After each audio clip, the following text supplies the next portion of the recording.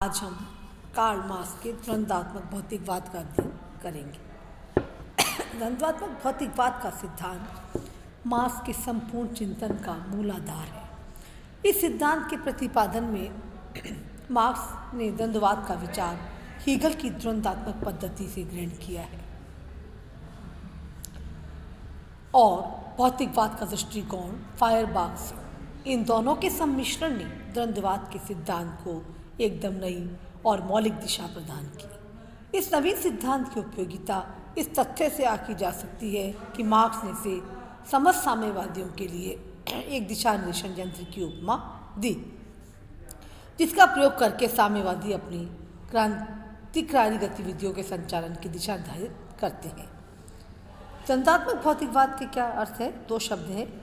पहला शब्द है द्वंद्वात्मक, उस प्रक्रिया को स्पष्ट करता है जिसके अनुसार सृष्टि का विकास हो रहा है। दूसरा शब्द भौतिकवाद, यानी सृष्टि के मूल तत्व को सूचित करता है। एमिल बर्न्स के शब्दों में आमतौर से समझा जाता है कि द्वंद्वात्मक भौतिकवाद कोई रहस्यमय चीज़ है, परंतु ऐसा नहीं है, क्योंकि ये वास्तविक संसार का प्रतिबिंब ही तो है और रोज़मर्रा की साधारण चीज़ों का वर्णन करके, जिन्हें हर आदमी जानता है, द्वंद्वात्मक शब्द का अर्थ समझाया जा सकता है। हीगल का यहाँ द्वंद्ववाद सिर के बल खड़ा है। यदि आप उसके रहस्यमय आवरण के भीतर छिपे तर्क, बुद्धिपरक सार का पता लगाना चाहते हैं, तो आपको उसे उलटकर फिर पैरों के बल सीधा खड़ा करना होगा। हीगल ये मानकर चलता है कि समाज की प्रगति प्रत्यक्ष न होकर एक टेढ़े मेढ़े तरीके से हुई है, जिसके तीन अंग हैं: वाद, थीसिस, प्रतिवाद, एंटीथीसिस, संवाद, सिंथेसिस। तो वाद, प्रतिवाद, संवाद मार्क्स की द्वंद्व पद्धति का आधार हीगल का यही द्वंद्ववादी दर्शन है। मार्क्स के अनुसार वाद समाज की क्या है? एक साधारण स्थिति है जिसमें क्या होता है, कोई अंतर्विरोध नहीं होता है और वाद से संतुष्ट होकर उसकी प्रतिक्रिया के स्वरूप क्या उत्पन्न होता है? प्रतिवाद। यह निषेधात्मक स्थिति वाद की अपेक्षा अधिक प्रगतिशील मानी जाती है। वाद और प्रतिवाद में अंतर्विरोध के फलस्वरूप एक समझौता हो जाता है, जिससे एक नए विचार की उत्पत्ति होती है। इसे हीगल क्या कहता है? संवाद या संश्लेषण का नाम देता है।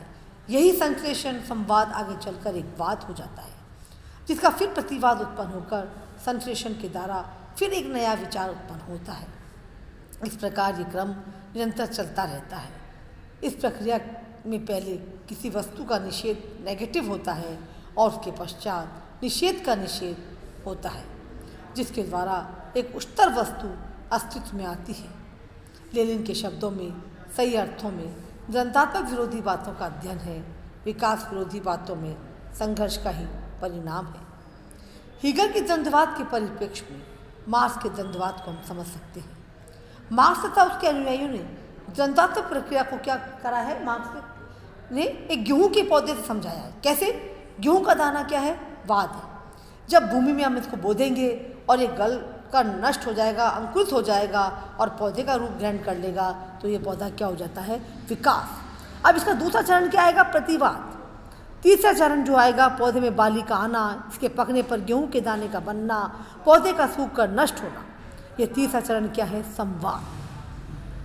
तो इस तरह गेहूं के उदाहरण से ही उन्होंने अपना समझाया है वाद, प्रतिवाद और संवाद। इस प्रकार द्वंद्ववाद विरोधी तत्वों में निहित संघर्ष के माध्यम से संचालित होता है।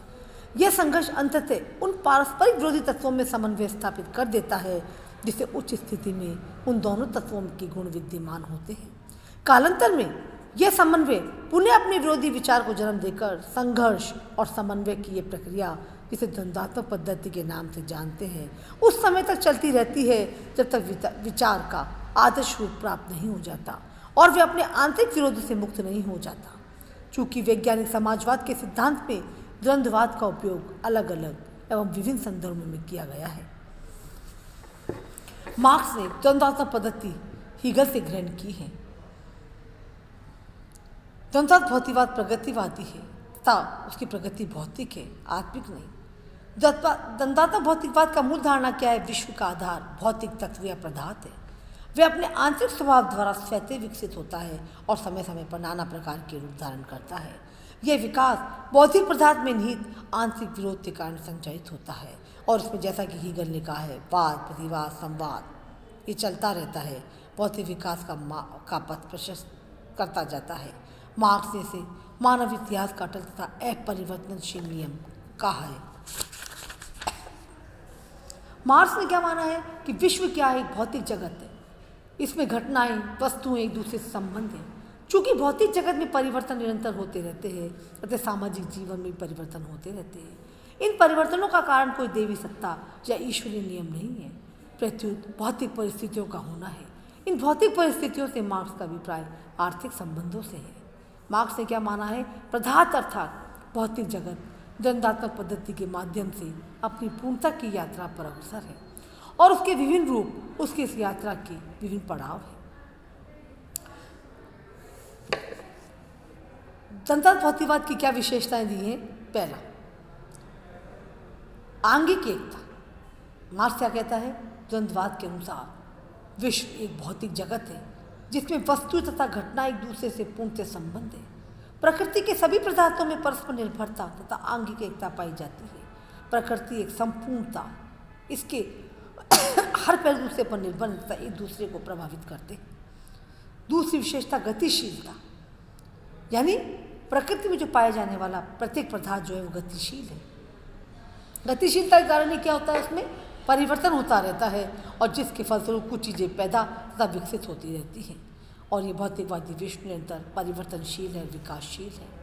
तीसरा जो महत्वपूर्ण विशेषता है, परिवर्तनशीलता, क्योंकि भौतिक जगत क्या है? निरंतर परिवर्तनशील है, अतः सामाजिक जीवन भी उसी के अनुरूप परिवर्तनशील है।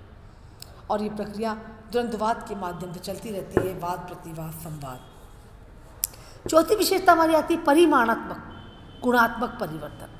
प्रकृति में परिवर्तन एवं विकास साधारण रीति से केवल परिणात्मक ही नहीं होती है बल्कि गुणात्मक भी होते हैं। गुणात्मक परिवर्तन झटके के साथ क्रांतिकारी रीति से होते हैं, जबकि पुरानी चीज़ें नष्ट होकर नई चीज़ें बदल जाती हैं। पुरानी चीज़ में परिमाणात्मक परिवर्तन एक विशेष बिंदु पर आकर गुणात्मक परिवर्तन हो जाता है।